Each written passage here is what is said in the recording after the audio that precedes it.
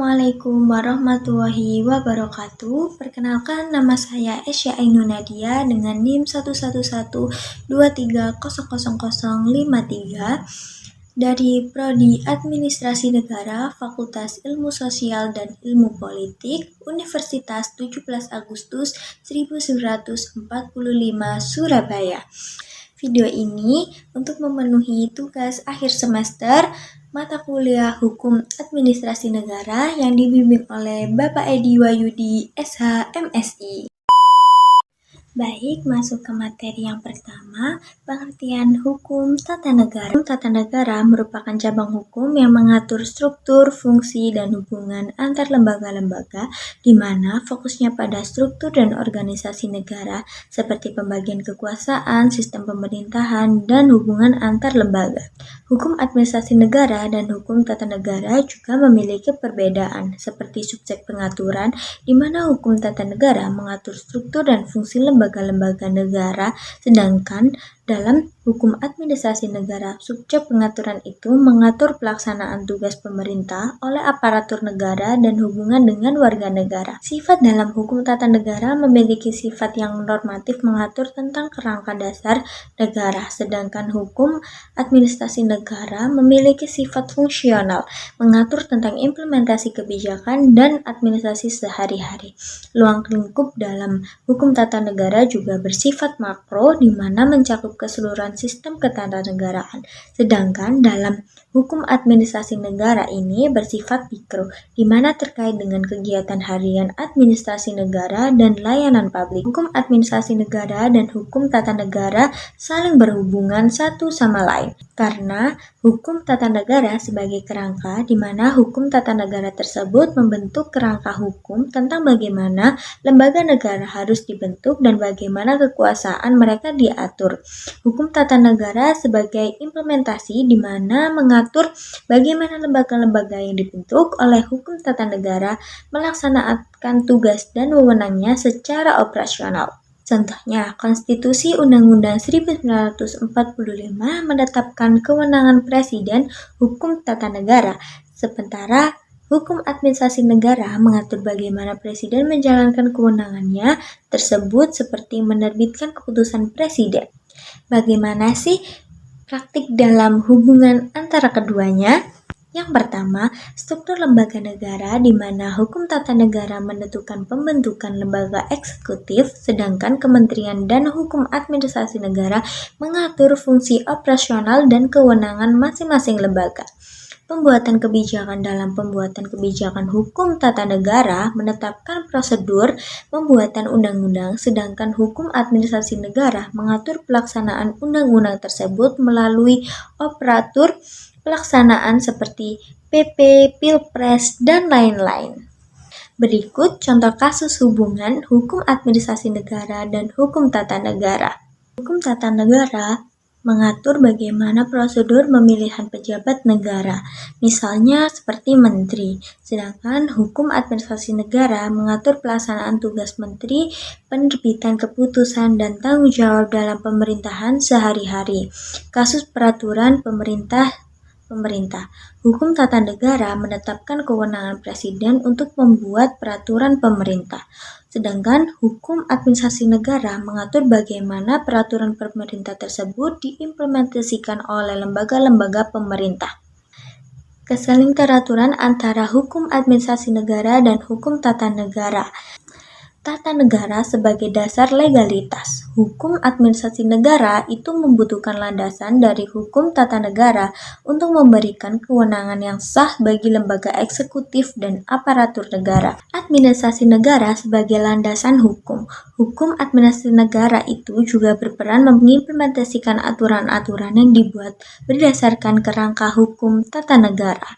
Ada juga prinsip-prinsip yang menghubungkan hukum administrasi negara dan hukum tata negara. Yang pertama, prinsip legalitas. Semua tindakan administrasi negara harus didasarkan pada kewenangan yang dibuat oleh hukum tata negara. Hukum administrasi negara mengatur pelaksanaan kewenangan yang diatur oleh hukum tata negara dengan menjaga agar tidak terjadi pelanggaran dan penyalahgunaan wewenang. Pengawasan administrasi negara dan peran lembaga pengawas, proses pengendalian dan pemantauan terhadap aktivitas administratif yang dilakukan oleh pemerintah yang memiliki tujuan untuk memastikan bahwa administrasi berjalan sesuai dengan hukum, transparan, dan akuntabel. Dengan fungsi pengawasan mengidentifikasi penyimpangan, menjaga integritas administrasi, dan meningkatkan efisiensi. Dalam pengawasan administrasi negara, ada beberapa jenis yang digunakan, seperti pengawasan internal, dilakukan oleh lembaga atau pejabat pemerintah di dalam struktur administrasi negara itu sendiri. Contohnya, Inspektor Jenderal di Kementerian Biro Pengawasan Internal di lembaga pemerintah. Dalam pengawasan, peran lembaga pengawas internal, Inspektorat Jenderal bertugas melakukan pengawasan terhadap pelaksanaan kebijakan kementerian yang berfokus menjaga keputusan terhadap aturan internal, mencegah dan mendeteksi korupsi, penyimpangan anggaran. Adapun Satuan Pengawas Internal (SPI) yang bertugas mengawasi kegiatan internal di lembaga-lembaga pemerintah yang berfokus mengelola keuangan dan kinerja operasional lembaga. Adapun pengawasan eksternal dilakukan oleh lembaga independen atau pihak luar untuk memastikan kejujuran dan integritas proses administrasi negara. Lembaga pengawas eksternal juga berperan. Badan ini memeriksa keuangan (BPK) yang bertugas melakukan audit atau pengelolaan keuangan negara, yang melaporkan hasil pemeriksaan menjadi acuan untuk perbaikan dan penegakan hukum. Komisi Pemberantasan Korupsi (KPK) bertugas mengawasi, mencegah, dan menindaklanjuti kasus korupsi dalam administrasi negara. Adapun Ombudsman Republik Indonesia yang bertugas menerima dan menindaklanjuti laporan masyarakat yang berfokus mencegah penyalahgunaan wewenang dan ketidakadilan dalam pelayanan publik, yang dimana fokusnya menindak terhadap pejabat publik yang melakukan tindakan korupsi.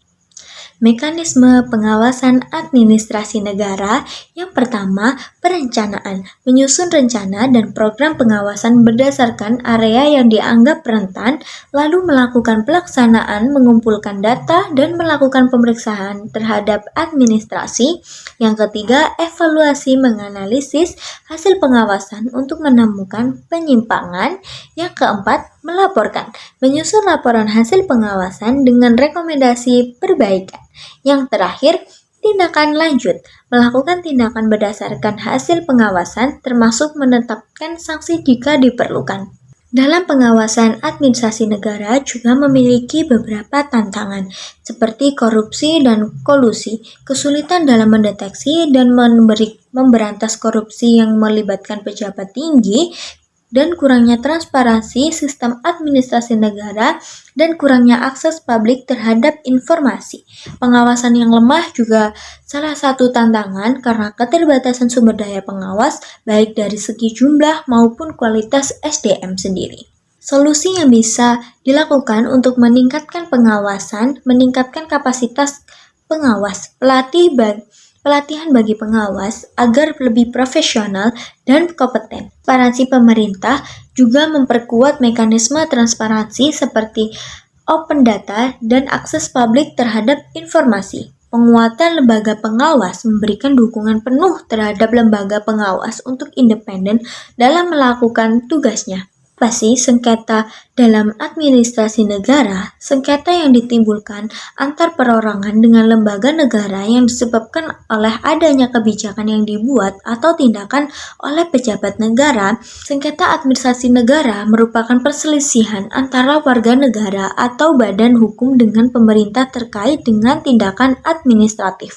Contohnya, dari sengketa bisa terkait keputusan atau tindakan pejabat publik seperti pencabutan izin usaha. Di masalah tersebut ada beberapa cara untuk menyelesaikan sengketa administrasi negara, seperti menyelesaikan melalui jalur administrasi. Pengaduan internal warga negara dapat mengajukan keberatan atau banding ke instansi yang bersangkutan untuk menyelesaikan sengketa secara administratif. Tingkat banding pengadilan administrasi negara bisa menjadi langkah selanjutnya jika upaya penyelesaian di tingkat internal tidak memuaskan. Penyelesaian melalui Pengadilan Tata Usaha Negara (PTUN) berwenang memeriksa, memutuskan, dan menyelesaikan sengketa terkait keputusan atau tindakan pejabat negara, mengajukan gugatan oleh pihak yang merasa dirugikan, lalu memeriksa oleh pengadilan dan putusan hakim. Lembaga yang berwenang menyelesaikan sengketa administrasi negara. Yang pertama, Pengadilan Tata Usaha Negara. Peran PTUN berperan dan menyelesaikan sengketa yang timbul dari keputusan administrasi pemerintah yang dilanggar oleh hak negara yudikasi, yaitu sengketa atau keputusan pejabat TUN yang berhubungan dengan hukum publik. Ombudsman Republik Indonesia berperan menerima laporan masyarakat terkait administrasi seperti penyalahgunaan wewenang, penundaan berlarut, atau penyalahgunaan prosedur. Menghasilkan Ombudsman memberikan rekomendasi kepada instansi terkait tindakan administratif. Tahapan-tahapan untuk menyelesaikan PTUN. Yang pertama, penggugat mengajukan gugatan tertulis kepada PTUN. Yang kedua, memeriksa persidangan. Hakim memeriksa bukti, saksi, dan argumen kedua dari kedua pihak. Hakim akan memutuskan apakah keputusannya sesuai hukum atau tidak. Yang ketiga, keputusan pengadilan. Keputusan yang berupa pembatalan keputusan pejabat yang disengketakan pemerintah untuk melaksanakan tindakan tertentu. Adapun alternatif penyelesaian sengketa dalam administrasi negara. Yang pertama, mediasi, menyelesaikan sengketa melalui musyawarah dengan bantuan pihak ketiga yang netral dan tanpa pengadilan. Yang kedua, arbitrase, penyelesaian diserahkan kepada arbitrator untuk memberikan keputusan yang mengikat kedua belah pihak. Yang ketiga, negosiasi, proses diskusi kedua belah pihak untuk mencapai kesepakatan tanpa campur tangan pihak ketiga. Tanggung jawab pemerintah dan pegawai negeri sipil dalam hukum, yaitu kewajibannya pemerintah untuk melaksanakan tugas administrasi yang diatur oleh hukum, sedangkan tanggung jawab pegawai negeri sipil (PNS) kewajiban PNS untuk menjalankan tugas sesuai hukum, etika, dan norma yang berlaku. Dalam buku pengantar Hukum Administrasi Negara Indonesia, Philippus M. Harjo menjelaskan bahwa tanggung jawab pemerintah merupakan kewajiban hukum untuk memastikan bahwa setiap tindakan administrasi yang diambil oleh pejabat negara sesuai dengan hukum yang berlaku, serta tidak melanggar hak warga negara. Sedangkan buku Hukum Administrasi Negara karya Ridwan mendefinisikan tanggung jawab pemerintah sebagai komitmen pemerintah untuk bertindak sesuai hukum dan prinsip-prinsip asas umum pemerintahan yang baik, termasuk asas legalitas dan akuntabilitas. Dasar Hukum Tanggung Jawab Pemerintah dan PNS, Undang-Undang Nomor 5 Tahun 2014 tentang Aparatur Sipil Negara (PNS) dan Peraturan Pemerintah Nomor 53 Tahun 2010 tentang Disiplin PNS. Undang-Undang Nomor 30 Tahun 2014 tentang Administrasi Pemerintah. Jenis dan tanggung jawab pemerintah, tanggung jawab hukum, melaksanakan hukum dalam keputusan administrasi, tanggung jawab dalam moral dan etis, bertindak sesuai standar dan moral etika. Tanggung jawab dan finansial, pengelolaan keuangan yang transparan dan efisien. Jenis tanggung jawab PNS, tanggung jawab administrasi, mematuhi aturan dalam pelaksanaan tugas. Tanggung jawab disiplin, melaksanakan tugas dengan disiplin sesuai peraturan. Tanggung jawab pidana, tunduk pada hukum pidana jika melakukan pelanggaran seperti korupsi. Prinsip-prinsip tanggung jawab pemerintahan dan PNS. Prinsip legalitas, tindakan pemerintah harus berdasarkan hukum. Prinsip akuntabilitas, setiap tindakan harus dapat dipertanggungjawabkan. Dan prinsip transparansi, tindakan harus terbuka dan dapat diaudit. Mekanisme dalam pengawasan tanggung jawab pemerintah. Pengawasan internal dilakukan oleh unit pengawasan internal seperti Inspektorat Jenderal. Pengawasan eksternal dilakukan oleh lembaga independen seperti BPK dan KPK. Mekanisme pengawasan tanggung jawab PNS. Pengawasan internal dilakukan oleh Inspektorat Pengawas Internal. Pengawasan eksternal dilakukan oleh Ombudsman dan lembaga hukum lainnya. Sanksi atas pelanggaran tanggung jawab. Sanksi administratif, teguran, penurunan pangkat, hingga pemberhentian. Sedangkan sanksi pidana, hukum pidana bagi pelanggar seperti korupsi. Kasus-kasus pelanggaran tanggung jawab. Kasus korupsi, contoh korupsi oleh pejabat, pelanggaran administrasi, kelalaian administrasi yang merugikan negara. Hukum administrasi negara adalah cabang hukum yang mengatur aktivitas pemerintah dalam menjalankan fungsi administrasi, kebijakan publik, serangkaian keputusan yang diambil oleh pemerintah untuk menyelesaikan masalah publik, implementasinya, proses penerapan hukum administrasi negara dalam pembuatan dan pelaksanaan kebijakan publik. Apa sih hubungan hukum administrasi negara dan kebijakan publik? Kebijakan publik sendiri membutuhkan kerangka hukum yang diatur hukum administrasi negara, sedangkan hukum administrasi memastikan legalitas, akuntabilitas, dan transparansi dalam perumusan dan pelaksanaan kebijakan. Tahapan implementasi kebijakan publik dalam kerangka hukum. Perumusan kebijakan berdasarkan hukum administrasi dan partisipasi publik, pelaksanaan kebijakan dilakukan oleh aparatur pemerintah sesuai peraturan dan pengawasan, memastikan kebijakan dilakukan sesuai aturan hukum. Prinsip-prinsipnya seperti prinsip legalitas. Semua kebijakan hukum administrasi negara berdasarkan hukum. Prinsip akuntabilitas, tindakan pemerintah harus dapat dipertanggungjawabkan. Dan prinsip transparansi, proses pengambilan keputusan harus terbuka. Contoh implementasi kebijakan publik, seperti kebijakan lingkungan, mengelola limbah industri berdasarkan Undang-Undang Lingkungan Hidup. Yang kedua, kebijakan pendidikan, implementasi dana BOS untuk memeratakan akses pendidikan.